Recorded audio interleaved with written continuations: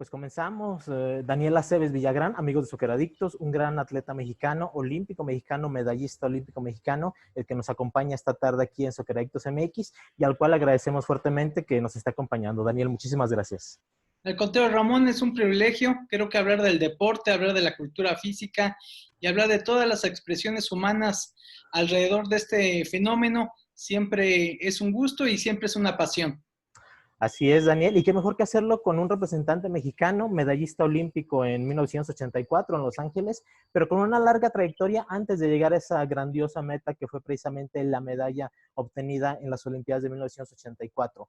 Vamos a tocar varios tópicos, Daniel, pero yo creo que el más importante, conocer de tu carrera, conocer un poco más de lo que ha sido Daniel Aceves a lo largo de toda su trayectoria, y qué mejor que nos cuentes cómo nació en ti ese amor por el deporte, ese amor en particular por la lucha. Sabemos que ya pues de sangre traes esa herencia, ¿no? Por el deporte, pero qué mejor que sea de tu voz, Daniel, saber cómo es que nace en ti la pasión por el deporte y en particular por la lucha.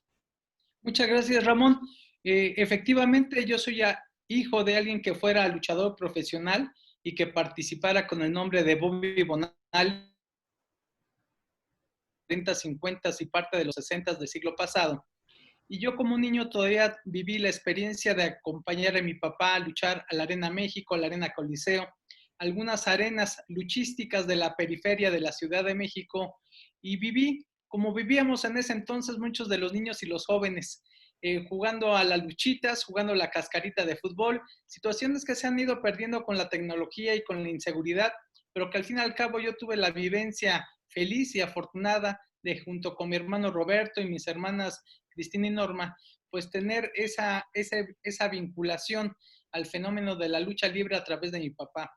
Y fue en ese entonces, Ramón, cuando se dio no solo el ánimo y la fantasía como niño de querer ser luchador profesional, sino también la vocación por el deporte, que siempre estuvo presente en nuestras vivencias y sobre todo con el ejemplo de mi papá, que veíamos que iba a entrenar todos los días, que en la misma casa tenía sus mancuernas, sus barras para estar entrenando de manera cotidiana y que cuidaba en mucho, como lo hacen los luchadores profesionales, su presencia y sobre todo dignificando el personaje que juegan en la lucha libre profesional, que como se ha dicho es uno de los deportes espectaculares, pero es uno de los espectáculos deportivos más queridos por la afición de México y que crea muchas adicciones.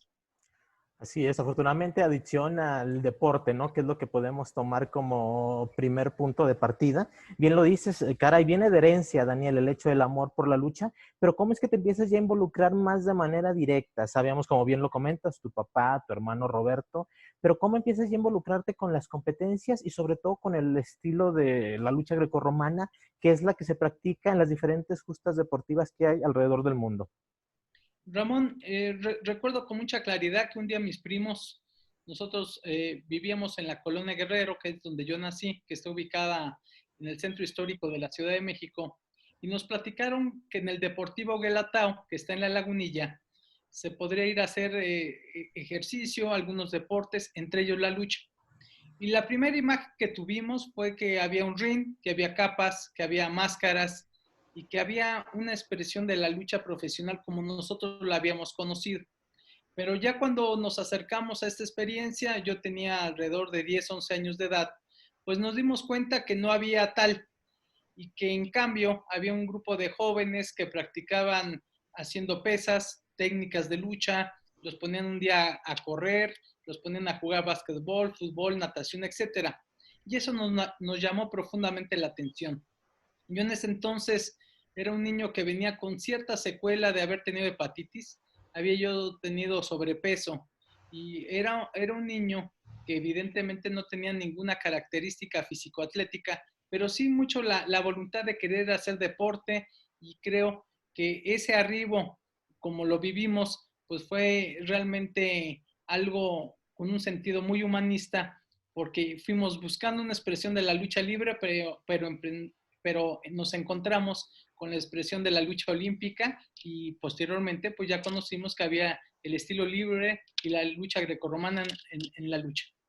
Comienzas muy joven, si mal no estoy, tienes cierto entrenamiento con Roberto Vallejo, un luchador que en esos años era importante, era amateur, no era tanto profesional, pero tuviste entrenamiento con él. Ya después eliges la disciplina como tal, la que te llevaría a obtener tantas glorias. Daniel, ¿cómo fue tu primera competencia internacional? ¿Cómo fue ya el hecho de representar a México en este caso? De decir, ahora ya es diferente, ahora ya es una disciplina en la que es un deporte, pero también en la cual puedo abanderar a mi país y obtener un resultado positivo no solo para mí, no solo para mi familia, sino para toda una nación.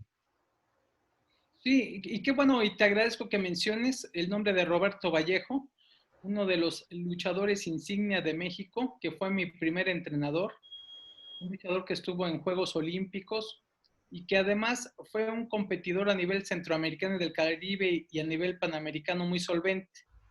Eh, Tuve la suerte de que en este deportivo él era el jefe de entrenadores, fue mi primer contacto como niño y fue durante esa vivencia que tuve también la experiencia de que comencé a bajar de peso y que fue una de las principales motivaciones. La primera competencia internacional se dio aproximadamente al año de haber iniciado, año y medio, la práctica de la lucha en un mundial infantil en Albuquerque, Nuevo México, un viaje realmente largo, fueron más de 72 horas de viaje en autobús de ida y otras tantas de regreso, pero yo creo que fue una experiencia muy grata, sobre todo porque era la primera vez que yo tenía la posibilidad de tener un uniforme que no fue en ese momento el de México, sino fue del Instituto Politécnico Nacional, porque no hubieron uniformes que nos dotaran para ir a competir en esta ocasión y tampoco por parte del club que yo representaba, que era el Deportivo Guelatao. Entonces, el arquitecto Manuel Andrade, que era el presidente de la Federación de Lucha y además del Poli, nos dio los uniformes. Hace poco uno de mis compañeros me mandó una foto de ese entonces que la guardo con mucho cariño, porque pues fue la primera experiencia de cruzar la frontera y de tener una experiencia que difícilmente hubiéramos tenido en ese entonces por la problemática económica con la que vivíamos. Es decir, ahí se constató que el tema del deporte era un movilizador social. Uno como niño no lo sabe interpretar de esa manera, pero te das cuenta de que el esfuerzo tiene su recompensa y en ese entonces así fue mi primera participación internacional. Fue la primera y única ocasión que perdí mis dos combates. Después entré a un torneo de consolación, quedé en segundo lugar, le gané a Japón, le gané a algunos representativos de otros países, perdí la final con Estados Unidos, pero fue una grata experiencia en términos de la formación que uno tiene como ser humano. Increíble esta trayectoria porque hasta cierto punto, Daniel, fue un lapso de tiempo pues muy corto. Estamos hablando de tu primera competición hasta que llegas a la consecución de obtener una medalla olímpica en 84, que fue un lapso de tiempo corto, incluso pues en 14 años de carrera que tuviste, tus números la verdad te avalan de una manera impresionante. Estamos hablando de 545 combates. Tienes el récord de 10 años consecutivos siendo campeón nacional, Daniel. ¿Qué nos puedes mencionar de eso que debe ser un orgullo grandísimo, no solamente para ti, sino para toda la gente que te rodea? Pues Ramón, yo creo que una de los elementos que más te van conformando en el tema del deporte es lo que vas aprendiendo. Y sobre todo, una vez que fui avanzando de manera lenta pero progresiva, deportivamente, técnicamente, en la cuestión físico-atlética, me fui consolidando como un luchador de calidad a nivel nacional e internacional. Y tuve la opción que durante 10 años no perdí un solo combate en México, incluidos los torneos internacionales en los que participé y que fueron parte de la preparación para Juegos Centroamericanos, Juegos Panamericanos, Juegos Olímpicos o Campeonatos Mundiales. Es decir, yo creo que aquí una de las primeras lecciones es de que un campeón no solo nace, sino se hace, porque reitero, yo platico con mucho orgullo, yo no tenía una característica físico-atlética como la tenían otras personas, me tuve que ir construyendo. Lo que sí, fui un niño y un joven disciplinado, llegaba antes a los entrenamientos, me iba después, y sí tenía yo muy claro mi sueño, que era ir a unos Juegos Olímpicos. Y esa disciplina, Daniel, que es un punto importante, yo creo que para cualquier ámbito en la vida, no solo en el deporte, pero ahora que lo estamos tocando contigo, que también más adelante tocaremos el tema de la educación, que es muy importante y relevante en la vida de Daniel Aceves Villagrán, pero esa disciplina te llevó precisamente a llevar una continuidad y regularidad en todas las competencias en las que tenías oportunidad de participar. Era de que Daniel fuera un campeonato panamericano, fuiste campeón juvenil, mundial juvenil, participaste en centroamericanos, en panamericanos, por supuesto, Juegos Olímpicos, en todas las competencias obtenías medalla, te subías al podio y te colgabas una medalla. Aparte de esa gran disciplina que has tenido a lo largo de tu vida, no solamente en el deporte, sino como persona, como tal, ¿cuáles son aquellos puntos que crees que han llevado a Daniel Aceves Villagrán a ser lo que hoy en día es? Pues fundamentalmente creo que hay que aprender mucho todos los días, hay que aprender mucho del deporte, yo creo que es formativo, en el deporte hay reglas. Yo creo que ese es el ámbito en donde hoy se ha descuidado mucho la formación de muchas personas y de nuevas generaciones. Hay circunstancias también. Creo que tiene que haber disciplina, constancia, perseverancia, excelencia. Y son factores que se tienen que ir sumando con una cierta determinación, porque aquí, Ramón, hay que subrayar que ningún deportista puede decir que tiene una línea ascendente de manera permanente. Hay lesiones, hay fracasos pasajeros, hay una serie de contratiempos que se van dando a lo largo y ancho de cualquier carrera, y este es en un sentido hasta humano. Nadie puede tener ni saber todo en esta vida. Así que yo creo que ahí lo importante es de que disfruté ser luchador, heredé ese gusto y sin duda alguna lo poco que se ha ido realizando a través del tema deportivo, el tema de la administración pública o el tema social, ha tenido también que ver con la idea de poder trascender. Uno tiene que tener filosofías en la vida. En los medallistas olímpicos hemos promovido mucho el tema de ser mujeres y hombres con más proyectos que recuerdos. Y eso lo reiteramos ya no solo como una frase pasajera, sino como la propia voluntad de querer imprimir un cauce para la existencia que al fin y al cabo se va a acabar.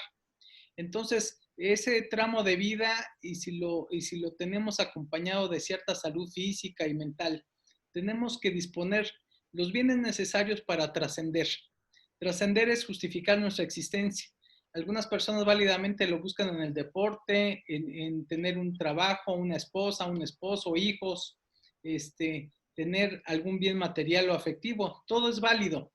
Aquí nosotros afortunadamente tuvimos la vocación de querer trascender a través del deporte y a través de ser parte del movimiento olímpico. Daniel, entramos a un punto cumbre en tu carrera como luchador, en este caso de la disciplina de la lucha grecorromana. Eres de los pocos atletas mexicanos, Daniel, que han tenido la capacidad de poder pararse en las tres justas importantes que tenemos como mexicanos en cuestión de deporte y obtener una presea. Hablamos de Juegos Centroamericanos y el Caribe, como fue en La Habana, donde obtienes una medalla de plata. Hablamos también en 1983 con los Juegos Panamericanos en Venezuela, donde obtienes el bronce. Te faltaba nada más la medalla en Juegos Olímpicos. ¿Cómo fue el proceso para colgarte medalla en las dos justas previas a la gran justa internacional, que son los Juegos Olímpicos de Los Ángeles 84? Y ya más adelante entramos a cómo fue ya vivir la experiencia de estar ahí en Los Ángeles y obtener una medalla para México, que todos sabemos que tenía que haber sido la de oro, pero ya también precisamente de tus palabras, pues tendremos la oportunidad de escuchar precisamente cuál es tu opinión y cómo fue que se desarrolló esa competencia en Los Ángeles 84. Muchas gracias, Ramón. Creo que todo lleva ciclos. Realmente nadie se puede inventar de un día a otro en ningún quehacer humano. Dicen los expertos que para tener conocimiento de algo de manera plena tienen que pasar 10,000 horas de práctica y el deporte no es la excepción.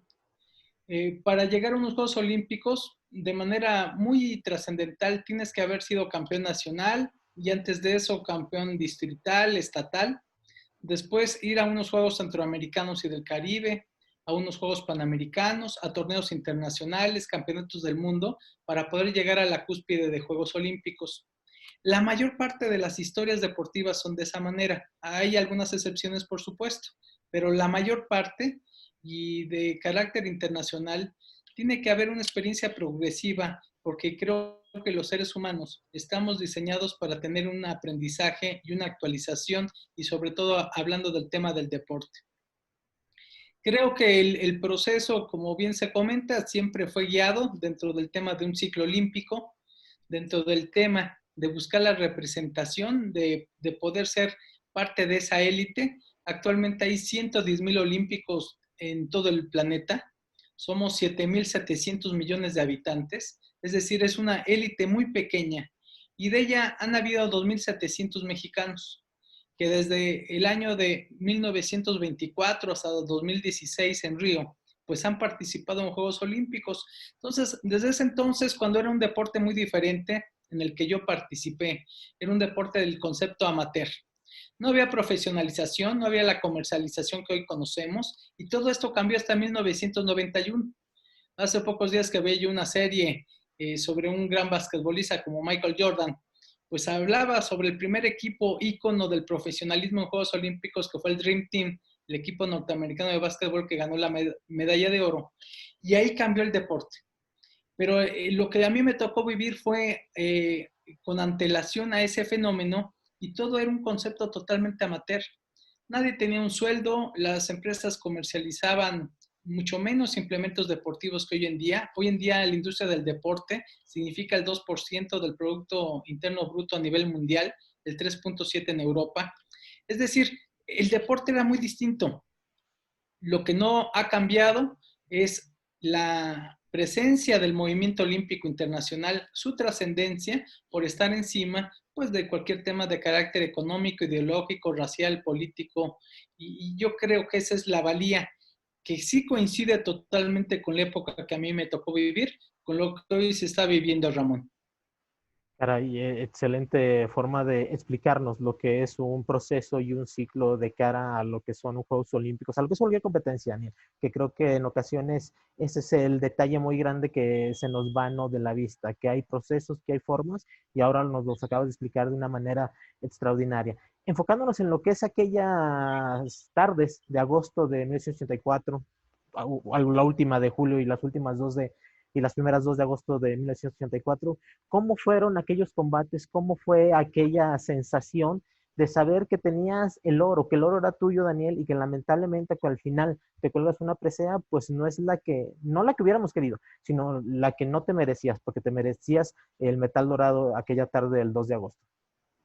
Ramón, y adicionalmente hay que recordar que uno de los ámbitos que son opositores a los deportes de contacto de sus participantes es la báscula. Las categorías de peso en la lucha, en el boxeo, en el judo, en el taekwondo, en todas este tipo de dinámicas en donde las categorías de peso son fundamentales para la participación de los deportistas, se vuelve tu principal enemigo. Y yo recuerdo, evidentemente, que siempre para dar una categoría de peso, los deportistas a nivel internacional tenemos que hacer un esfuerzo para bajar de categoría y tener más nivel competitivo. Y en ese entonces y hoy en día sigue siendo lo mismo, nada más que en ese entonces tenías que dar 3 días la categoría de peso y hoy solo es un día. Se ha ido protegiendo más la integridad y la salud de los deportistas, pero esto lo saco a colación porque una de las preocupaciones y angustias que tenemos generalmente quienes participamos en este tipo de competiciones es primero ganarle la batalla a la báscula y posteriormente a los competidores con los que te toca. Aquí en lo que fue la experiencia de Los Ángeles 84, antes de la final, pues tuve combates contra Turquía, contra Ecuador, contra China, tuve un bye contra Francia, después contra Finlandia, y la final del 2 de agosto de 1984 en el centro de convenciones Anaheim del Convention Center, enfrente de lo que hoy en día conocemos como Disneylandia, pues fue algo realmente para mí muy, muy emocionante. Sobre todo, Ramón, porque había sido el sueño de toda mi vida. Yo tenía alrededor ya cerca de cumplir 20 años, pero siempre me estimé como un adolescente bastante adulto, dado que yo tenía total y absoluta claridad de que mi sueño era participar en Juegos Olímpicos y ser medallista. Y en ese entonces yo, de manera anterior, ya había competido contra Tsuji Miyahara de Japón en un abierto de los Estados Unidos unos meses antes y le había yo ganado. Tsuji Miyahara era en ese entonces el campeón mundial de la especialidad y tuvimos pues un combate muy cerrado.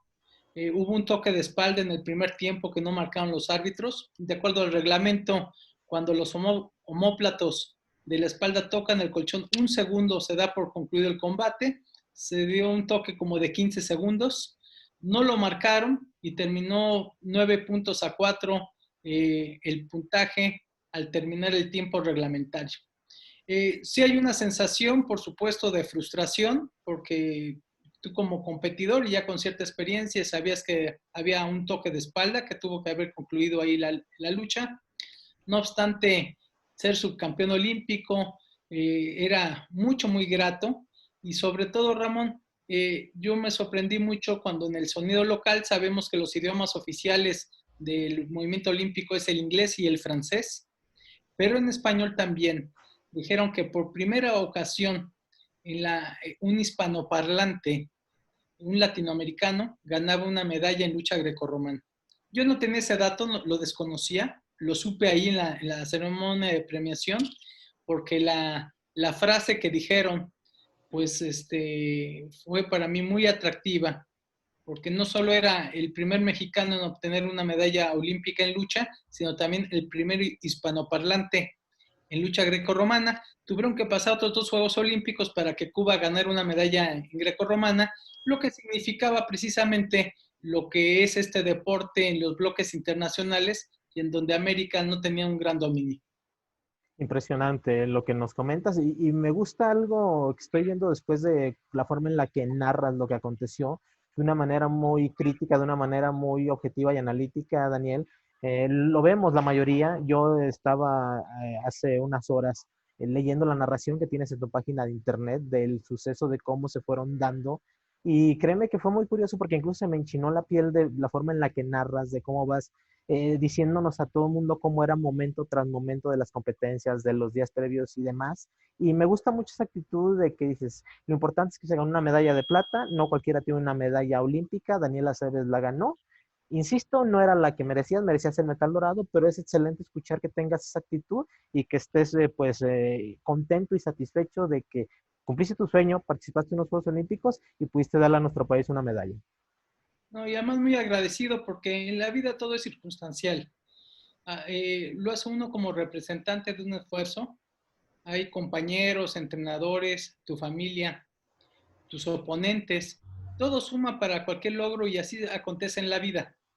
Y creo que hay que tener mucha gratitud y mucha humildad, porque todo este esquema del deporte y también cuando tú hablas de cualquier oportunidad de carácter laboral, política, administrativa, etcétera, tiene que darse con una serie de circunstancias en donde tradicionalmente pues tendría que prevalecer el esfuerzo, esa cultura del esfuerzo que se ha ido perdiendo para las nuevas generaciones, pero también el reconocer que uno no se puede hacer solo.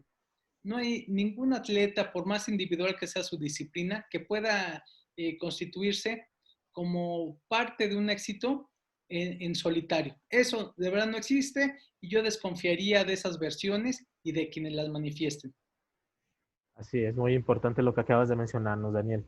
Eso te llevó a ganar el Premio Nacional del Deporte y no lo has ganado solamente una ocasión, Daniel, lo has ganado en 3 ocasiones, porque a partir de esas fechas, a partir incluso de tu retiro, después de 14 años de excelente trayectoria en la disciplina en la cual te desarrollaste, has estado impulsando el deporte, has estado muy involucrado con el mismo, ahora estás en una fundación importantísima de la cual te pediré en unos momentos que nos hables de ella porque es muy importante saber la labor de altruismo y de fomento y de cultura al deporte que hacen. Pero ¿cómo es ganar 3 veces el Premio Nacional del Deporte? Una cuando estabas en activo y merecidísima después de lo que se hizo durante tu trayectoria, y dos después, 2011 y 2017. Caray, eso quiere decir que a pesar de que termina tu carrera, has seguido muy involucrado con la cuestión deportiva, pero sobre todo apoyando e impulsando el deporte mexicano. Pues sobre todo, Ramón, tiene que prevalecer una filosofía personal. Eh, en lo particular y en lo familiar, no podríamos entender nuestra vida sin el tema del deporte y la cultura física. Nosotros nos desarrollamos en lo que se denominan barrios bravos en la Ciudad de México. Muchos de mis compañeros en ese entonces pues han estado desafortunadamente con problemas no solo legales, sino también de carácter punitivo. Ha habido una serie de encuentros al paso de los años con ellos en algunos reclusorios, algunos otros han perdido la vida. Y esto significa que algo que fue un factor protector para nosotros, por supuesto fue la familia, pero también el deporte, el que podíamos canalizar positivamente las inquietudes, la energía y había un proyecto de vida. Este factor protector del deporte se tiene que reivindicar y es parte precisamente de lo que nosotros vivimos y por lo que yo he asumido de manera voluntaria una deuda muy importante con el tema del deporte en todas sus expresiones. Entonces, cuando tienes ese sentimiento y esa vocación, tratas permanentemente de participar. Yo lo he hecho en todas las mesas directivas desde hace 33 años en la Asociación de Medallistas Olímpicos, en la Asociación de Olímpicos de Igual Suerte, en algunas otras organizaciones. Y sobre todo lo que va tratando de darse con estas experiencias es generar políticas públicas que beneficien al mayor número de niños y de jóvenes. No solo se trata de tener medallas olímpicas, se trata de incrementar el deporte para todos, el deporte social, el deporte que se constituye como una herramienta de cohesión social. Y a lo mejor este tipo de experiencias han sido tomadas en cuenta para obtener el Premio Nacional del Deporte en el año 2011 y en el año 2017, situación que agradezco mucho porque han sido en tres diferentes, no solo etapas de mi vida, sino también en tres diferentes categorías. Y cuando haces algo que trasciende, pues te hace sentir bien y te estimula a continuar, seguir realizándolo. Hoy en día, pues estamos también enfrentando algunos otros retos en torno a la Asociación de Medallistas Olímpicos, que ya en su momento platicamos contigo, Ramón, pero para redondear y cerrar esta respuesta, no entendería mi existencia sin el tema del deporte. Así de simple, de sencillo. Y muy importante ese mensaje que nos das, Daniel, el hecho de lo practiqué, le di triunfos a México, también el país me dio mucho en ese sentido, pero hay que seguir para adelante. Mientras tengamos la oportunidad de seguir trabajando de la mano y apoyar al deportista, apoyar al atleta, hay que hacerlo y creo que Daniel Lacer Villagrán es un gran ejemplo en ese sentido. Tocabas algo del tema de la cuestión de los medallistas, precisamente hace apenas algunos minutos tuviste una reunión muy importante relacionada con lo del FODEPAR, este fondo para el deporte de alto rendimiento. ¿Nos quisieras platicar algo, Daniel? Porque creo que es un tema muy importante y que creo que ahora que publiquemos la entrevista, que será de manera inmediata, será muy valiosa tu opinión para que nos des también una idea y nos pongas en contexto de qué es lo que está haciendo en este momento tú, que presides en este caso junto con los medallistas. Caray, ¿qué es lo que está sucediendo? Porque sí es un tema pues bastante importante y que creo que ustedes ahorita están pues defendiendo como corresponde este fondo para el deporte de alto rendimiento. Efectivamente, Ramón, el contexto nace de una iniciativa que se presenta en la Cámara de Diputados para extinguir 44 fideicomisos públicos y concentrar estos recursos para gastos del gobierno federal. Y entre estos fideicomisos está el que aludes, el Fondo para el Deporte del Alto Rendimiento FODEPAR, un fideicomiso que se constituye desde hace casi 22 años y que ha tenido variables, ya que en un principio estaba financiado por el sector público y el sector privado. Actualmente es solo el sector público el que dota de recursos a este FODEPAR, que otorga no solo los requerimientos materiales y logísticos a los deportistas de alto rendimiento a nivel olímpico y paralímpico, sino también de las becas vitalicias para medallistas olímpicos, paralímpicos y de exhibición.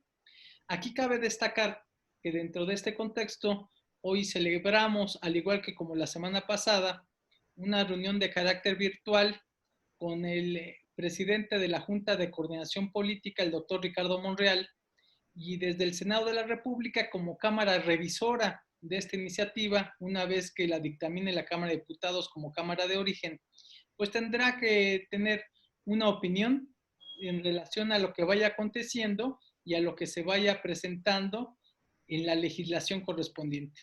Nosotros hemos citado varios argumentos. Uno de ellos es el número de medallas que se han generado en los últimos 5 Juegos Olímpicos, que son 27 preseas, 34 preseas en los Juegos Olímpicos de la Juventud, en las 3 ediciones existentes. alrededor de 576 medallas panamericanas, 1.476 medallas centroamericanas y del Caribe. Todo esto en 2 décadas. Y si nosotros lo comparamos con la producción de medallas anterior, pues nos daríamos cuenta que la cosecha había sido muy inferior y que la satisfacción del pueblo mexicano pues había disminuido en mucho estos éxitos deportivos, que no son suficientes de ninguna manera, pero también, Ramón, lo hemos comentado, si aún así han sido insuficientes, si nos imaginamos sin este tipo de apoyos, habría, por supuesto, mucho más fracasos que medallas, que son las que pudiéramos nosotros señalar como parte del acervo internacional de México.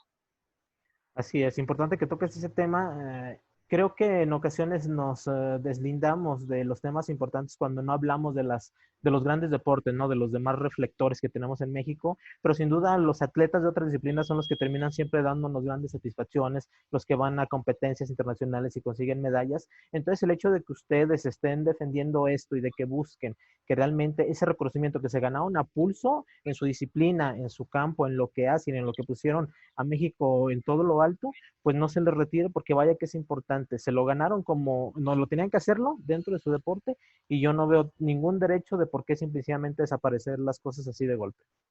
Efectivamente, y sobre todo, el deporte y su práctica es un derecho humano.